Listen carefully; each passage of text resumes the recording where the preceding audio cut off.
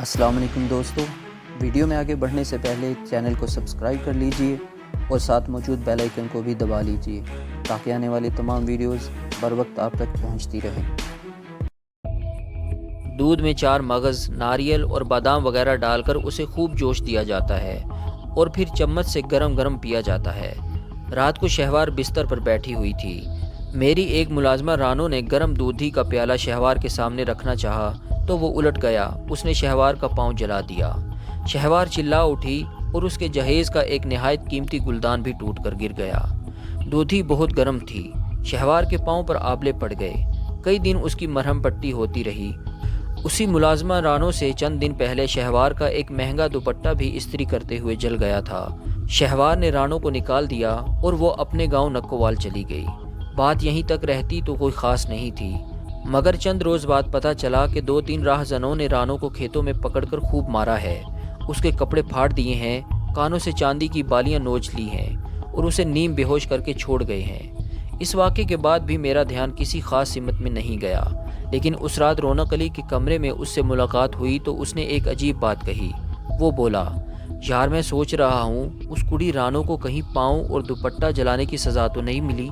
मैं चौंक कर रौनक अली की तरफ देखने लगा। क्या कहना चाह रहे हो रौनक भाई? उसने अपनी चर्बीदार ठोड़ी खुजाते हुए कहा। यकीन से तो नहीं कह रहा हूँ, बस मेरा ख्याल ख्याल ही है। दरअसल मैं तो बड़े अरसे से आसिफ जा को जानता हूँ ना। ये बंदा अपनी बेटी के बारे में बड़ा जुनूनी है, इकलौती औलाद है और बड़े लाड प्यार से पली हुई है। तुम्हें शायद उस कुत्तों वाली बात का पता ही होगा। अपने 4 बड़े महंगे कुत्ते आसिफ जा ने सिर्फ इस बात पर शूट कर दिए थे कि हाँ मुझे पता है, लेकिन ये जो रानो वाली बात तुम कह रहे हो ये तो समझ में नहीं आती। लेकिन मुझे यकीन होता जा रहा है कि ऐसा ही हुआ होगा। ऐसे लोग मोटी असामियों को शिकार करते हैं। गरीब नौकरानी से उन्हें क्या मिल जाना था, बस उसे नीलो नील करके छोड़ गए हैं। ये वही चक्कर है। तुम्हें आसिफ जा के गुस्से और कमीनेपन का पता नहीं है। वो मास्टर वाली बात सुनी है तुमने? नहीं। आसिफ जा की हवेली के गेट पर एक चौकीदार बैठता होता है, उसका एक बाजू नहीं है। हाँ शायद ये देखा है मैंने। ये मास्टर खुर्शीद है। जब शहवार 5वीं छठी में पढ़ती थी ये उसे हवेली में पढ़ाने आता था। पता चला था कि मास्टर कभी कभार शहवार को छड़ी से मारता है। आसिफ जा ने सख्ती से मना कर दिया। कुछ अरसे बाद मास्टर को किसी बात पर गुस्सा आया। उसने फिर शहवार के हाथों पर सोटियां मारी। शहवार तो शायद ना बताती, पर उसके चाचे की बहन ने देख लिया और ताए आसिफ जा को बता दिया। आसिफ जा नशे में था। नशे में बंदे का गुस्सा और भी बढ़ जाता है। आसिफ जा ने मास्टर खुर्शीद को कुछ और तो नहीं कहा, बस कुल्हाड़ी से उसका हाथ कटवा दिया। यकीन नहीं आ रहा? कलावाला के किसी बंदे से पूछ लेना, यकीन आ जाएगा। हाथ काट कर भी आसिफ जा ने उसे माफ़ नहीं किया। उस पर पाबंदी लगा दी कि वो कलावाला में बल्कि पूरे इलाके में किसी बच्चे को पढ़ा चढ़ा नहीं सकेगा और ना स्कूल में नौकरी शोकरी कर सकेगा। कुछ देर इस मौजू पर बात होती रही, फिर अचानक रौनक अली को याद आया। शहवार के पाँव का अब क्या हाल है? उसने पूछा। पट्टी खुल गई है पर दवा वगैरह लगा रही है अभी। बिल्किस उसका पता लेना चाह रही थी, लेकिन वो डरती भी है कि कहीं शहवार का मूड ख़राब ना हो जाए। कह रही थी मैं ऐसे वक्त में जाऊंगी जब शहवार घर में अकेली हो। ठीक है, जैसे उनकी मर्ज़ी। तुम कल कितने बजे घर से निकलोगे? यही कोई 9 बजे के करीब। ठीक है, मैं उसे कहूँगा 10 बजे के बाद चली जाए। रौनक अली ने कहा, फिर तोंद पर हाथ फेर कर बोला, यार ये ज़रा मेरा ब्लड प्रेशर तो चेक करो। अब ज़रा सी बात पर बढ़ने लगा है। अब देखो कोई ऐसी गर्म शय भी नहीं खाई। बकरे के थोड़े से खरावड़े यानी पाए खाए हैं। हाँ, बकरे के खरावड़े तो बिल्कुल ठंडे होते हैं, बल्कि जिस बंदे को यरकान हो उस बंदे को बकरे के खरावड़े खिलाने चाहिए। वो ध्यान से मेरी तरफ देखने लगा। यार एक तो तुम्हारी समझ नहीं आती, पता नहीं चलता किस वक्त मजाक कर रहे हो और किस वक्त सही बात कह रहे हो। रौनक भाई तुम सब जानते हो, बस जानबूझकर घुन्ने बन जाते हो। अब तुम इतने चूचे नहीं कि तुम्हें खरावड़ों के सख्त गर्म होने का पता ना हो। बस जुबान का चस्का तुम्हारा सत्यानाश कर रहा है। उसका चेहरा मुतगय्यर हुआ, फिर वो खसियाने अंदाज में हंसने लगा। उसकी तोंद भी साथ हंसने लगी। वो मेरे घुटने पर हाथ रख कर बोला, यार असल में मुझे सुबह से लग रहा था कि ब्लड प्रेशर बहुत कम हो गया है। एकदम कमज़ोरी सी हो गई थी, इसलिए मैंने सोचा थोड़ा सा तेज़ कर लूँ। ज़्यादा खाया भी नहीं, बस 2-4 बोटियाँ ही थीं। मुझे पता है रौनक भाई, तुम पूरे पाए को एक बोटी कहते हो, لیکن خیر سے یہ بلڈ پریشر تمہارا لو کیسے ہو گیا؟ سچی بات بتاؤں، میں نے اسبات میں سر ہلایا۔ دراصل وہ خانہ خراب شکیلا بائی رات کو بہت یاد آتی رہی ہے۔ اس دغا باز کے بارے میں سوچ سوچ کر بلڈ پریشر نیچے چلا گیا۔ وہ دوسری باتوں کی طرح تمہاری یہ بات بھی الٹی ہے رونق بھائی۔ اس خبیث کے بارے میں سوچ کر تو تمہارا بلڈ پریشر اور بھی اوپر جانا چاہیے۔ وہ مخبر تھی، تمہیں نقصان پہنچاتی رہی اور تمہارے ساتھ ساتھ پورے راجوال کو بھی۔ یہ تو شکر ہے کہ جلد ہی اس کا پول کھل گیا۔ اس کے بارے میں سوچ کر تو تمہارے بلڈ پریشر میں آگ لگ جانی چاہیے۔ رونق علی نے ایک گہری سانس لی، ساتھ ہی اس کی توند بھی پھول کر پچکی۔ وہ ہلکے پھلکے انداز میں بولا، یار ان پڑھ بندوں کا بلڈ پریشر ایسے ہی ہوتا ہے، جب اوپر جانا ہوتا ہے نیچے چلا جاتا ہے، نیچے ہونا ہوتا ہے تو اوپر چلا جاتا ہے۔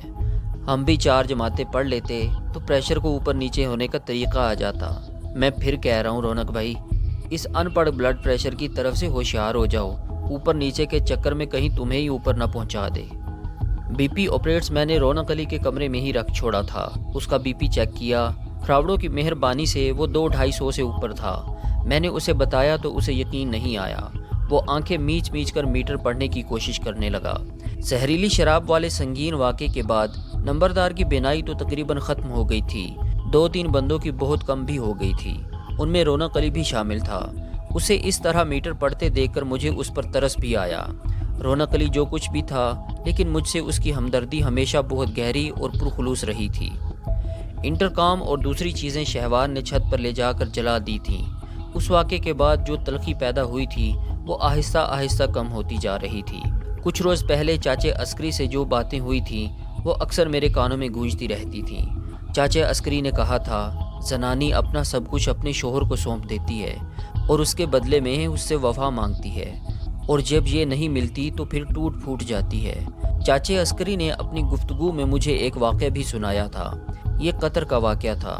جوانی میں چاچا عسکری کچھ عرصہ قطر میں بھی محنت مزدوری کرتا رہا تھا۔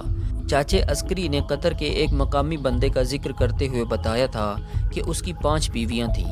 5ویں یعنی سب سے چھوٹی سے اسے بہت محبت اور پیار تھا، لیکن جب اس نے 6ٹھی شادی کر کے 5ویں کو بھی نظر انداز کر دیا تو اس نے انتقام کے طور پر ایک ایسے آوارہ گنڈے سے شادی کی جس نے کبھی اس کے شوہر کو بڑے بازار میں پیٹا تھا۔ اس واقعے میں اس خفیہ بغاوت کے اشارے تھے جو بے وفائی کا شکار ہونے والی عورت کے اندر گہرائی میں موجود رہتی ہے۔ کسی میں کم ہوتی ہے، کسی میں زیادہ، لیکن یہ ہوتی ضرور ہے۔ میں شہوار کا ذکر کر رہا تھا اور اس تلخی کا ذکر جو ہمارے درمیان دھیرے دھیرے کم ہو رہی تھی، لیکن انہی دنوں ایک ایسا واقعہ ہو گیا جو حالات کو پھر دوسرے رخ پر لے گیا۔ کڑاکے کی سردی شروع ہو چکی تھی۔ مجھے اماں دلشاد کی سب سے چھوٹی بیٹی سمینہ کا بہت خیال رہتا تھا۔ وہ یتیم تھی اور دنیا سے رخصت ہوتے ہوئے والد جی نے اماں کی 4 بیٹیوں کی حفاظت کی ذمہ داری لے لی تھی۔ بڑی تینوں تو شادی شدہ ہو چکی تھیں، اب سمینہ رہ گئی تھی۔ میں نے اس کے لیے کچھ گرم کپڑے حویلی میں بھجوائے اور پھر گپ شپ کے لیے گاؤں کے دائرے میں آ گیا۔ دائرے میں شام کے فوراً بعد محفل جم جاتی تھی، آج بھی جمی ہوئی تھی۔ میرا رتبہ اب چودھری کا ہو چکا تھا، لیکن دائرے میں بیٹھنے والے لوگ اب مجھ سے بے تکلفی سے بات کرتے تھے۔ میری موجودگی میں لطیفے بازی زور پکڑ جاتی تھی اور مجھے خاص طور سے لطیفے سنانے پر مجبور کیا جاتا تھا۔ پکی لکڑی کی آگ کے گرد بیٹھ کر باتیں کرتے ابھی مجھے 10-15 منٹ ہی ہوئے تھے کہ مالی گلاب دین کے بیٹے گلزار کی شکل نظر آئی۔ اس نے مجھے اشارے سے باہر بلایا۔ وہ خاصا بے چین نظر آ رہا تھا۔ میں باہر گیا تو وہ بولا، کچھ پتہ چلا ہے آپ کو؟ بیگم جی ابھی تک واپس نہیں آئی ہیں۔ کہاں گئی ہوئی تھیں وہ؟ میں نے پوچھا۔ روہی پور میں ایک لڑکی کی شادی تھی، بیگم جی نے ہی کروائی ہے۔ بے آسرا لڑکیوں کی شادیاں کرانے اور ان کا جہیز بنانے کا سلسلہ بلقیس نے والد جی کی زندگی میں ہی شروع کر دیا تھا اور یہ اب تک جاری تھا۔ وہ کسی بھی طرح کے صلے کی خواہش کے بغیر یہ کام کرتی تھی۔ شاید بلقیس کو اس کام کی طرف لانے میں اس کی اپنی ناتمام آرزوؤں کا بھی عمل دخل تھا۔ میں نے گلزار سے پوچھا، وہ بتا کر نہیں گئی تھی کہ کب واپس آنا ہے؟ انہوں نے کہا تھا کہ زیادہ سے زیادہ دیگر کی اذان تک آ جائیں گی۔ اب تو شام بھی کافی دیر کی ہو گئی ہے۔ کوئی ڈھونڈنے گیا ہے اسے؟ نصراللہ صاحب گئے ہیں جی، 5-6 بندوں کو لے کر۔ اللہ خیر کرے، ابھی تک وہ بھی واپس نہیں آئے۔ بیگم جی کے ساتھ کون ہے؟ ملازمہ تاجو ہے جی، صوفی اسلم گاڑی چلا رہا ہے۔ 4 بندے حفاظت کے لیے ساتھ ہیں، ان میں شبیر صاحب بھی ہیں۔ میں گلزار کے ساتھ حویلی کی طرف گیا۔ چودھری عزیز باہر ہی نظر آ گیا، وہ بھی پریشان دکھائی دے رہا تھا۔ کچھ پتہ چلا؟ میں نے پوچھا۔ نہیں ابھی تک تو نہیں یار، میں نے 7-8 اور بندوں کو گھوڑے دے کر بھیجا ہے۔ رات بے حد تاریک اور سرد تھی، یخ بستہ ہوا ہڈیوں میں گھس رہی تھی۔ 15-20 منٹ مزید گزر گئے۔ جو 6 گھڑ سوار سب سے پہلے نصر اللہ کے ساتھ گئے تھے ان میں سے 2 واپس آ گئے اور انہوں نے بتایا کہ روہی پور تک انہوں نے سارا راستہ دیکھ لیا ہے، بیگم جی کی گاڑی کہیں نہیں۔ روہی پور سے وہ 2-3 بجے کے قریب نکل گئی تھیں۔ یہ اطلاع زیادہ پریشان کر دینے والی تھی۔ میں نے اسی وقت جیپ پکڑی اور خود بھی تلاش میں نکل گیا۔ ذہن میں ان گنت اندیشے سر اٹھا رہے تھے اور بڑا اندیشہ موکھل پاشا کی طرف سے ہی تھا۔ اپنے ایک خفیہ گماشتے بہرام کی مدد سے وہ ایک بار پہلے بھی بلقیس کو نقصان پہنچانے کی کوشش کر چکا تھا۔ میرا دماغ کھولنے لگا۔ اگر موکھلوں کی طرف سے کوئی ایسی حرکت ہوئی تھی تو پھر اس کا نتیجہ بڑا سنگین نکلنا تھا، لیکن ابھی پہلے سے ہی کوئی حتمی رائے قائم کر لینا بھی مناسب نہیں تھا۔ موکھلوں کے لیے یہ کام ہرگز آسان نہیں تھا کہ براہ راست بلقیس پر ہاتھ ڈال کر پورے علاقے کو اپنے خلاف کر لیتے۔ احتیاط کے طور پر میں نے بھی راجوال سے روہی پور تک کا سارا راستہ دوبارہ دیکھا۔ پھر میرے ذہن میں آیا کہ کہیں وہ روہی پور سے نکووال کی طرف نہ چلی گئی ہو، وہاں اس کے پھوپھا پھوپھی اور بھائی بھی رہتے تھے۔ اسی خیال کے تحت میں نے اپنی لینڈ کروزر روہی پور سے نکووال کی طرف موڑ دی۔ یہ سخت خراب اور قدرے ویران راستہ تھا۔ دونوں طرف کیکر کے درخت تھے اور ان سے آگے مکئی اور کماد کے کھیتوں پر دھند کی چادر تھی۔ بس کہیں کہیں کسی ٹھٹرے ہوئے الاؤ کی روشنی نظر آتی تھی۔ میں 2.5-3 میل گیا ہوں گا کہ اچانک مجھے حویلی کی جیپ نظر آ گئی۔ ٹارچ کی روشنی میں ایک بندہ جیپ کے نیچے گھسا ہوا تھا۔ محافظ گھڑ سوار دائیں بائیں کھڑے تھے۔ میری جیپ کی روشنی سیدھی دوسری جیپ کے اندر پڑی۔ وہاں بلقیس اور تاجوں کی موجودگی کو محسوس کر کے میں نے اطمینان کی سانس لی۔ گلزار نے حامد کا ذکر نہیں کیا تھا لیکن وہ بھی جیپ میں موجود تھا۔ یہ کیا تماشا ہے شبیر؟ میں نے جیپ سے اترتے ہوئے کہا۔ وہاں ہم تمہیں ڈھونڈ ڈھونڈ کر ہلکان ہو رہے ہیں، تم لوگوں کو کم از کم گاؤں میں اطلاع تو پہنچانی چاہیے تھی۔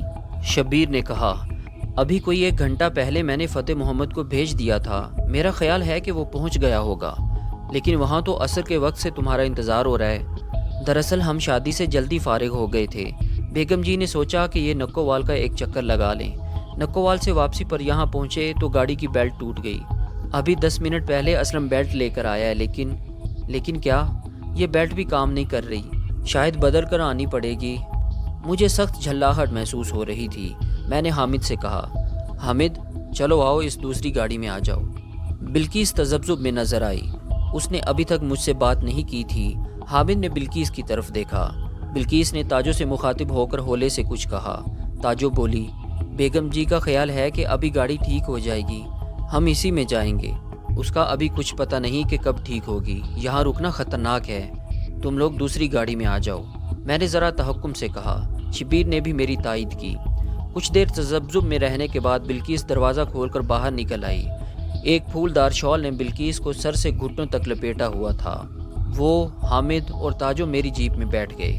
حامد میرے ساتھ اگلی سیٹ پر بیٹھا، تاجو اور بلقیس پچھلی سیٹوں پر۔ میں نے ایک مسلح محافظ کو صوفی اسلم کے پاس چھوڑ دیا، باقی دونوں محافظ گھوڑوں پر سوار ہو کر میری جیپ کے عقب میں چل دیے۔ سفر خاموشی سے ہوتا رہا۔ آخر حامد نے پوچھا، کیا بات ہے چاچو، آپ ناراض ہیں؟ آپ بول کیوں نہیں رہے؟ اب تک میں ہی تو بولتا رہا ہوں، تم کون سا بولے ہو؟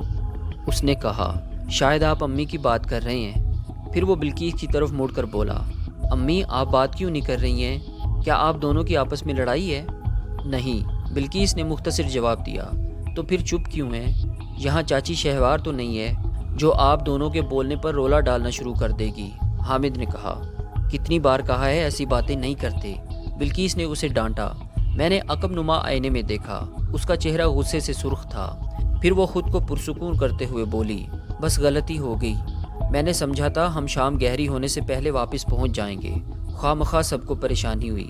اس نے جملہ تو ادا کیا تھا لیکن اس طرح جیسے کسی کو مخاطب نہ کیا ہو۔ حالات ٹھیک نہیں ہیں، سفر کرتے ہوئے بہت احتیاط کی ضرورت ہے، میں نے کہا۔ تھوڑی تھوڑی بات چیت شروع ہوئی تو پھر باتیں ہونے لگیں، تاہم بلقیس کے لہجے میں بدستور بیگانگی اور گہری سنجیدگی رہی۔ اس کی باتوں سے معلوم ہوا کہ شادی میں شرکت کے فوراً بعد 2:30 بجے کے قریب وہ روانہ ہو گئی تھی۔